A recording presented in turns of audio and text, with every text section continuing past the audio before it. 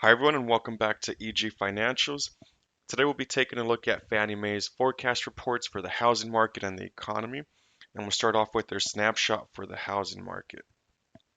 They're expecting home prices to decrease 1.2% in 2023 and decrease 2.2% in 2024. Their forecast for the 30-year fixed rate is showing 6.3% for 2023 and decreasing down to 5.6% in 2024. Next, we have their economic forecast snapshot showing GDP at negative 0.3% for 2023 and 1.2% for 2024. Next, we can look at inflation numbers, and they have CPI at 3% for both 2023 and 2024. Unemployment rate is at 3.8% for 2023, and they're showing an increase to 5% unemployment at 2024. Next, I've made some key highlights in the report, and we'll go through it and read it. Economy still expected to slow, but housing construction looking more upbeat. Therefore, our outlook remains largely unchanged, including our expectation of a modest recession beginning in the second half of this year. We continue to expect that the effects of higher interest rates and tightening banking standards will eventually result in a contraction. We now project real GDP growth on a Q4 over Q4 basis in 2023 to be negative 0.3%. For 2024, we have downgraded growth by 0.2 to 1.2%.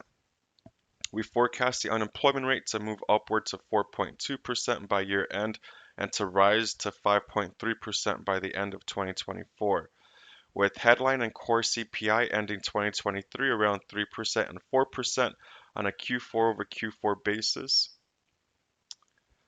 And it's a pretty detailed report with charts and graphs. You can pause it and read some of them. I won't read all of it, but I'll scroll down to some of the other sections.